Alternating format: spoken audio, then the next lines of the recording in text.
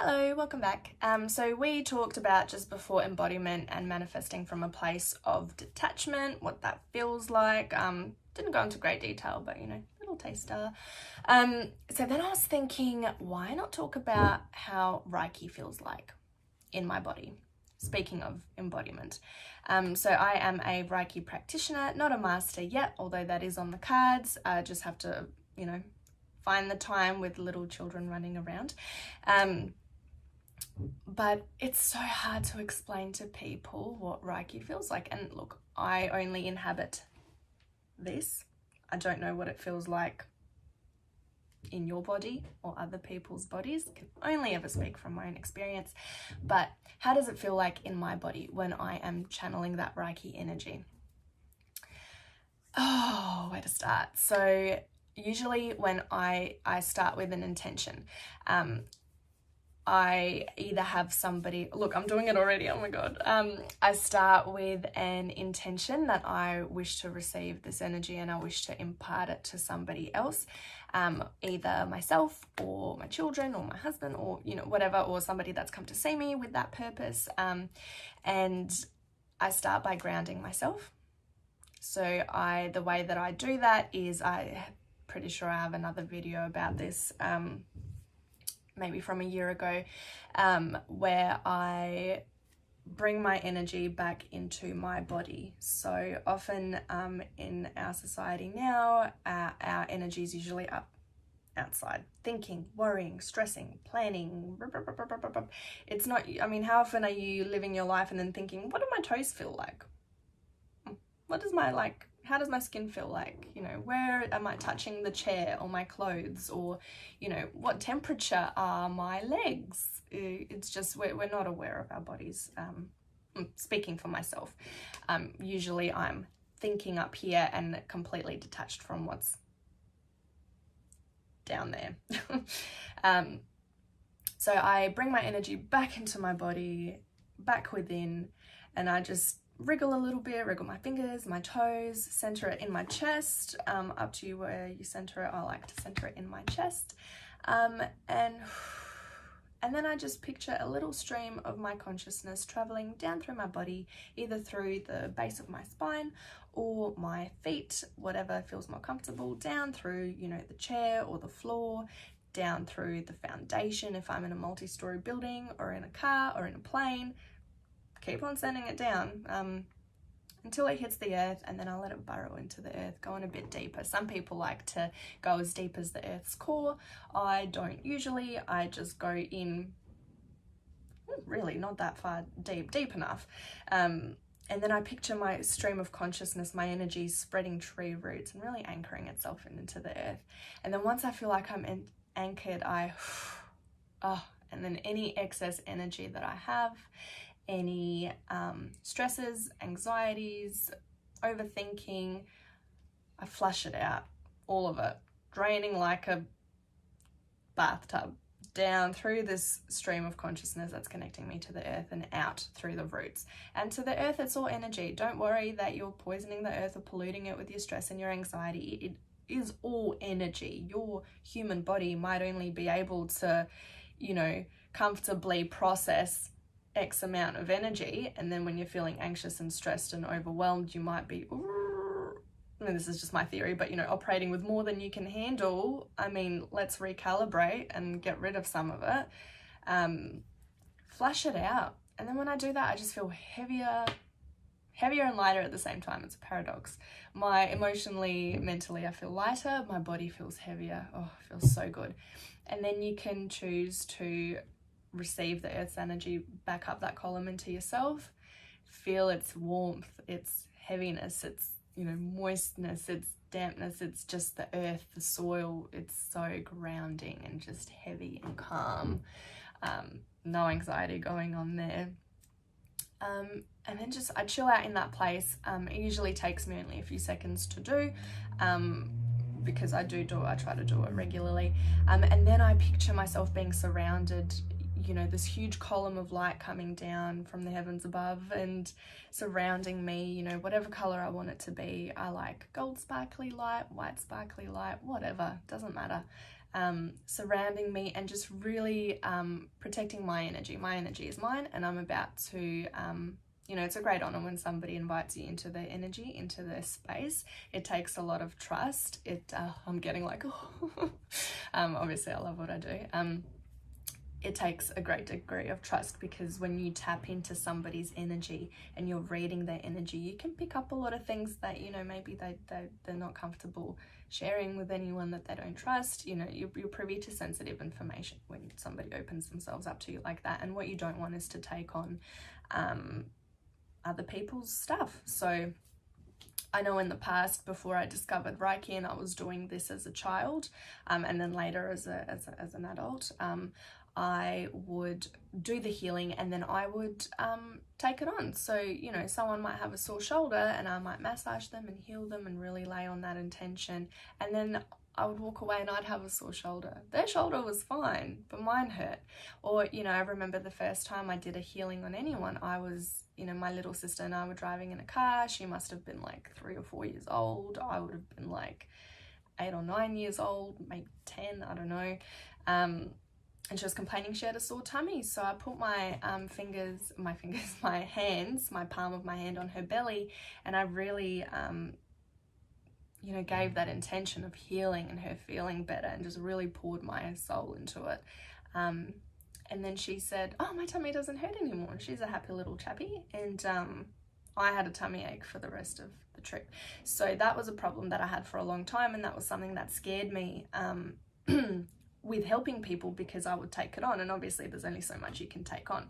So Reiki really taught me how to separate me and them. Before, what I was doing was I was giving my own life source energy from my body, from myself, to other people, which is limiting. There's only so much you can give before you start to feel like crap, and then, you know, there's only so many people you can help, because you're constantly replenishing yourself. Reiki taught me that you can access source energy. And then you just become a channel for that. It flows through you, it heals you first, it energizes you, you feel amazing, and then it flows out through you. You never get depleted, you don't get tired. You know, lo and behold, my body stopped, you know, mirroring and taking on other people's aches and pains. So anyway, I digress. Protect my energy. And then I start to picture myself connected to source. A vision that I had during a meditation once was I was an angel. I think I was male, but I had long hair. But I felt, I mean, it didn't feel gendered, not the way that our human, sensitive topic, I know, I'm not going to get into that. But I think I can comfortably say, you know, our human experience does, you know, lend itself to quite strong experiences of gender for some. This didn't feel like that. I felt very like I just existed, and I had wings. I could feel them, like the muscle memory in my head. In that moment, I knew what it was like to have wings and to use them. It was the most bizarre feeling, but my body remembered. I had that muscle memory in my brain. I could feel them. It was beautiful. And I was in a place that was not a place. Best way I can describe it is up in the clouds somewhere, open and yet enclosed. It was everything all at once. It wasn't. And there was this great big source of silvery light with a column coming down from it and then going down through the floor into what I understood in that meditation was down into the earth. And I came up to it and I knelt at it and I put my hands out to it, and my hands filled up with, I've got goosebumps, filled up with this silvery light. And I was looking at them like this, just thinking, this is love, this is beauty, this is life, this is everything. And a voice in my head said, now take it down there and share it. Literally take this and go, give it out. And I guess in my mind, that's what source energy is. Creation energy of the creator, whatever belief system you subscribe to, lend yourself to. I use these words interchangeably. I mean, I don't subscribe to any one, you know, whatever word I'm looking for.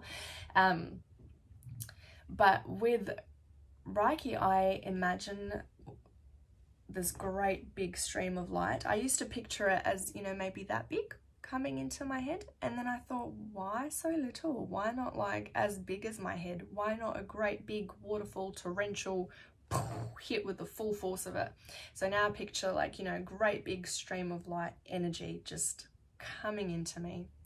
Whenever I get this feeling, I start to feel like a pressure in my third eye. It's not an uncomfortable pressure. It just kind of feels like there's something there. And when I'm working on somebody that's maybe going through a particularly hard time or is particularly depleted, you know, maybe they've lost a lot of blood, or maybe they've had a particularly traumatic physical experience where they're really, you know, yearning for some of that energy, source, life, energy. Sometimes it starts to hurt a little bit, like it feels like it's really pulling. When people are really pulling, it's kind of like you've been stuck in the desert for, you know, a week and you haven't had water, and then you finally get, you know, nice, cold, refreshing water, as much as you can drink, but you can only drink it through a straw. And you're like, give me more. I need more. And sometimes I feel like I'm that straw, like my human body can only handle so much to what, you know, people need. But when it gets like that, my eyes start to kind of flutter. Like I can't replicate it, but when I'm doing it and it's like my eyes kind of really go into this inner place. I don't think they roll up, maybe they do. And then my eyelids start to flutter and I feel this pressure and tension in my third eye, and I can really feel it flowing through me. My hands get warm, very warm. Some people have reported that they really feel like, even though I'm not touching them, sometimes I like to touch, sometimes I don't. They can really feel the heat, or they can feel the energy moving through them, kind of like electricity, tingling, buzzing. It's really interesting, and I just feel so present, so in the moment.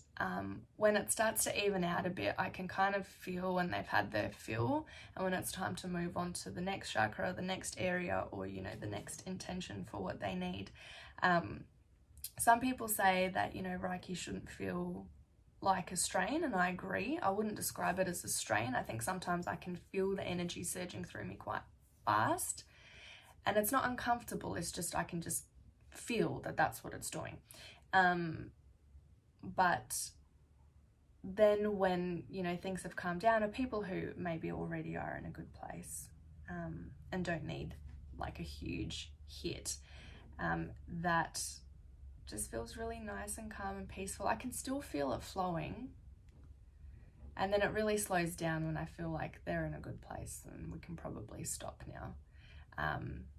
But yeah, my hands sometimes feel really hot. Sometimes if I call upon ancestors or spirit guides of the person to help me help them, sometimes things get very cold. I remember when I was giving birth to my second son, I called upon my ancestors to help me with the birth, and just a mantra that kept repeating itself in my head over and over was, you know, the love of my ancestors surrounds me. Oh, it just feels so good. Like, just the love. Like, I mean, put yourself in their shoes. Imagine you've had kids and they've had kids and they've had kids, and you're watching future generations be born. Doesn't that make you feel good? I mean, I don't know. I just think it's incredible. But feeling that love, and I got really cold, really cold, and the room was hot. Everyone's sweating, you know, the midwives are closing the windows because the sun is, you know, pelting in. It's so hot, and I just want blankets and blankets and blankets. And, you know, I gave birth and it was all good, and maybe I'll do a separate video on my birth story and how I used Reiki to give birth, Reiki on myself. Days went by, and I was in the shower maybe like 3 or 4 days later, and I was freezing. I'm under this hot water and I'm just bloody freezing. And I realized I never thanked them and I never released them. I never said, okay, thank you, we're done. So in the shower, I did like a little grounding, and I connected with them, and I said, oh, thank you so much. That was the best birth of my life. That was so good, so easy. You guys were just amazing, incredible. You can go now. Thank you. I feel I'm in a good place now. Thank you. And instantly I stopped being cold. Instantly. And I didn't get cold again. It was just the most bizarre thing. So I think that's a reminder sometimes, maybe if you're getting Reiki and you're feeling really cold, that could be a sign that, you know, other energies and entities are around, because they do come.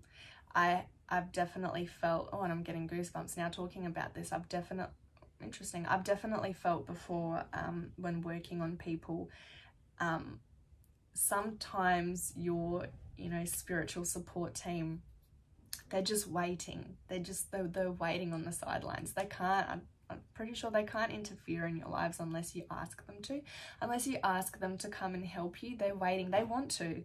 They really want to. It's all love. It's all giving. And your ancestors, your spirit guides, they just want to help.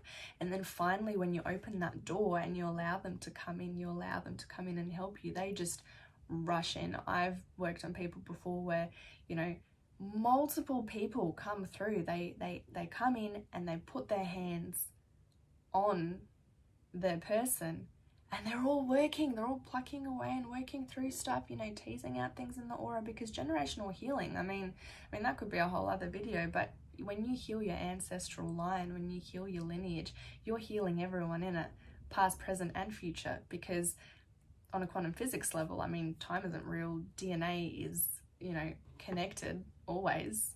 It's whatever, what's it called, epigenetics, you know, they say that we carry the trauma from 13 generations ago. So anxieties of your great-great-great-great-great-great-grandma might be triggers for you in this life now, and you've got no idea why, because you don't have any trauma in this life about this. And, you know, then it opens up the question of, is it ancestral trauma that you need to work through?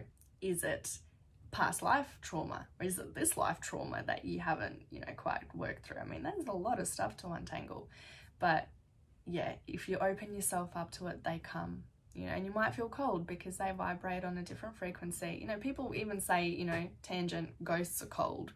I think it's just energies on a different plane, on a different frequency, and we experience that as cold. It doesn't mean they're bad, they're just different to us. But yeah, I feel like I went on a lot of tangents then. Hope it was interesting. Let me know what you think. Yeah, bye.